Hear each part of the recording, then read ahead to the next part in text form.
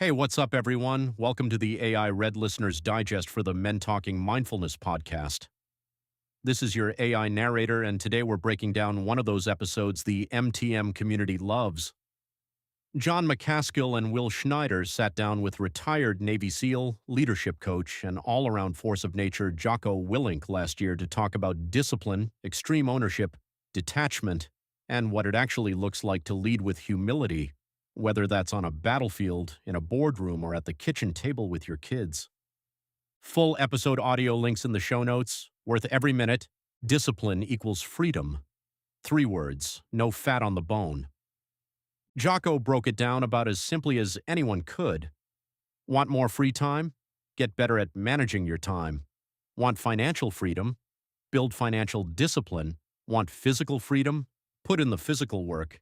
He said he's not the sharpest tool in the shed, which got a laugh, but the guy boiled an entire philosophy into 3 words and then lived it for decades. Hard to argue with the results. Will brought up his own 4:30 a.m. routine. Jocko's take was practical. Get up before the world can bother you. No emails, no texts, kids are asleep, and if the hot water heater is broken, nobody knows yet. You impose your will on the day before the day imposes its will on you, and he didn't preach about it. He said some people are night owls, some of it's genetic, and that's fine. Figure out what works for you. The principle holds either way. Get up with enough time to do something physical and get your head right before the world starts pulling at you. John flipped it and asked about grind culture. Jocko's answer came from training MMA fighters. Overtraining is real and it shows up fast. A guy who was winning every sparring session suddenly starts losing. His sprint times drop. You see it over 2 days and you pull him out. Day off tomorrow. Go eat steak. Get a massage. Same thing applies to life. Pay attention to the signals. And on the other end, if you're not hitting your goals, step it up. Then the conversation went somewhere heavy. John brought up 2 of Jocko's warriors. Mark Lee, the first Navy SEAL killed in action in Iraq on August 6, 2006 in Ramadi. John went through Bud's Hell Week with Mark in Mark's first Bud's class, and Ryan Job, who was shot in the face by a sniper earlier that same day, lost his vision and later died from surgical complications. And then Mikey Mansour, who jumped on a grenade to save his teammates and received the Medal of Honor posthumously. Jocko called it soul-crushing. He said Mark seemed indestructible, immortal, and combat doesn't care about that. But what he does with it now, that's the part that matters. He said he thinks about those guys every day. He's grateful for every sunset, every opportunity, and he will not squander 1 second of the gift they gave. John shared his own story. He lost Danny Dietz during Operation Red Wings. John made the call to put Danny on that operation and then sat in a joint operations center watching it unfold through radios and screens.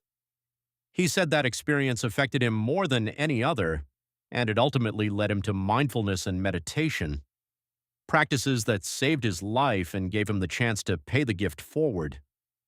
Extreme ownership came up, and Jocko made it feel obvious. He said if you blame someone else, nothing changes.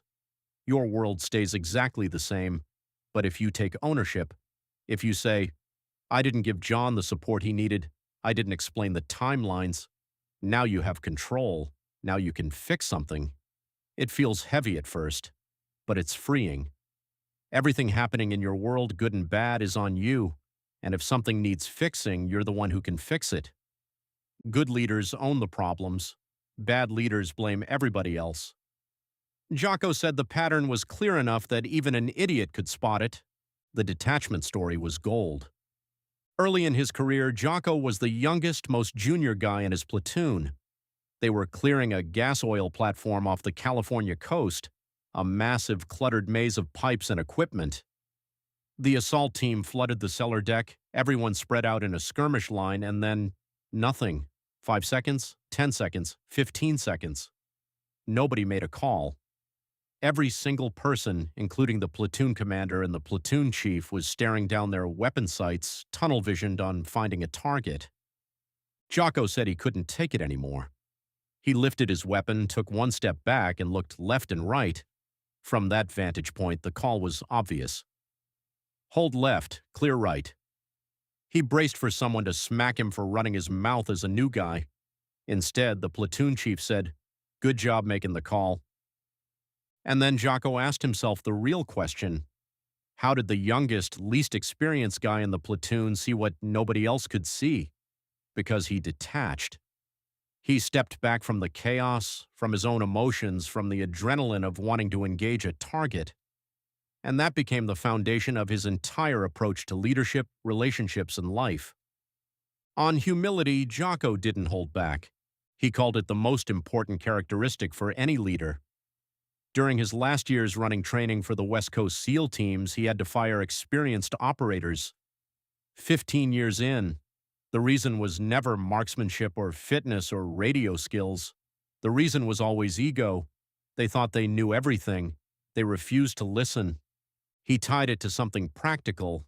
He almost never has to admit he's wrong. Because he almost never plants a flag and says, "I'm 100% right about this." He listens, supports other people's ideas, keeps an open mind. Fewer arguments, fewer ego battles, fewer blown relationships. The family stuff hit home, too. Jocko applied the same leadership principles to parenting. Decentralized command. His kids make their own lunch, prioritize, and execute. When one kid's season is in full swing, the family rallies around that. Cover and move. You and your spouse split and conquer. Simple, clear, and effective. But the warning was real. You get more emotional with your family. You think you know what's best for your kids, and the temptation is to force it. Piano lessons, a second language, whatever it is.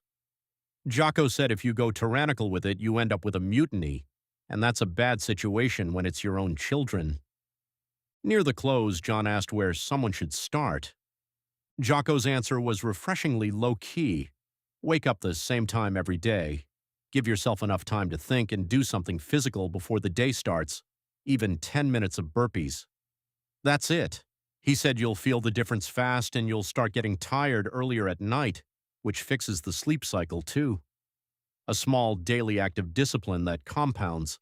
And then we'll talk Jocko into a 1-minute meditation to close the show. Jocko's first on-air meditation.